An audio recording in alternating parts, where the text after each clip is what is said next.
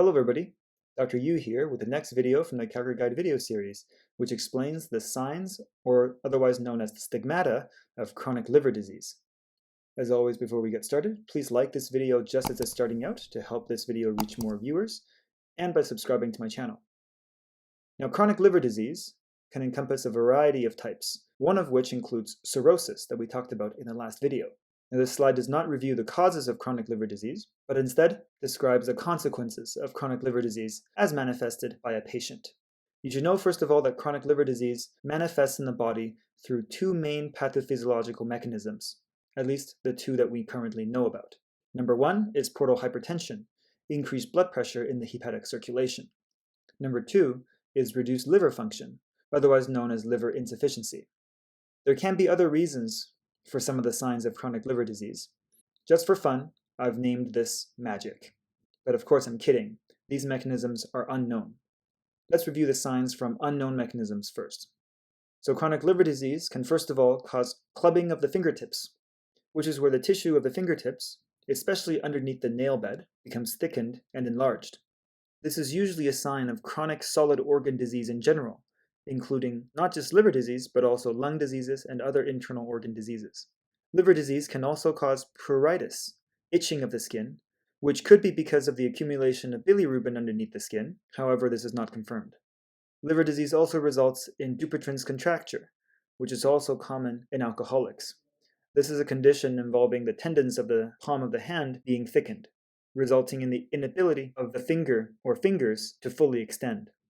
Last of the signs of liver disease with an unknown mechanism is a Terry's nail. Essentially, that means the white part of the nail being larger than is typical for the patient.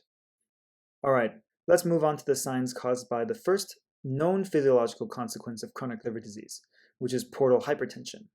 Because of portal hypertension, blood will back up into the collateral venous system. This results in a number of consequences, such as caput medusae, which are enlarged snake-like collateral veins around the umbilicus, as well as a sign called Cuvillier-Baumgarten sign, which is an auscultated murmur of blood flow in the abdominal collateral veins. Blood will also back up into the spleen, causing splenic congestion and enlargement of the spleen, otherwise known as splenomegaly. Splenomegaly will then present as dullness to percussion over Trobe space and Castell's point, as well as some enlarged spleens are palpable, with the splenic edge felt in the left upper quadrant of the patient's abdomen. Portal hypertension also increases hydrostatic pressure in the abdominal capillaries. That results in the fluid being forced from the plasma of these capillaries into the peritoneal cavity, subsequently resulting in ascites. Ascites, of course, presents with two very specific signs, the first being shifting dullness on percussion of the abdomen, the second being a positive fluid wave test. The second main pathophysiological consequence of chronic liver disease is reduced liver function, otherwise known as liver insufficiency.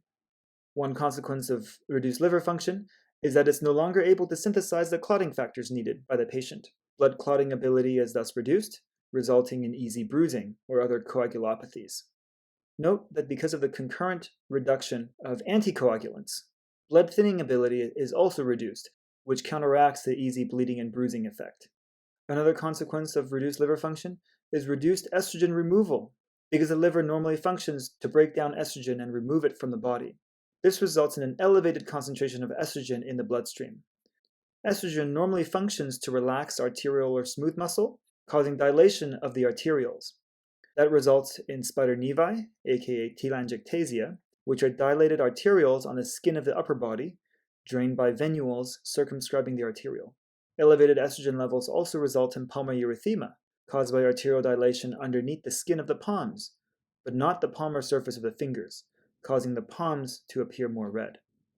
Estrogen, of course, will also have effects on the reproductive tissue, such as gynecomastia, testicular atrophy, and reduced pubic hair. The third consequence of liver insufficiency is when it doesn't detoxify toxins, like ammonia. This results in hepatic encephalopathy, degeneration of neurological function, and that manifests in a sign called asterixis, where the patient has their hands outstretched with fingers pointed vertically upwards. The patient will be unable to maintain wrist extension and the hands will flap down. This is sometimes known as the liver flap. The fourth main consequence of liver insufficiency is the failure of the liver to conjugate bilirubin or to secrete the conjugated bilirubin into the bile duct. Bilirubin will then back up into the circulation and accumulate under the sclera and the skin, resulting in scleral icterus, yellowing of the eyes, and jaundice, yellowing of the entire skin. So that's it for the signs and stigmata of chronic liver disease. For more on the topic of liver disease, you can check out my other videos. And you can also keep updated on when the next video comes out by subscribing to my channel. Thanks for watching, and see you in the next video.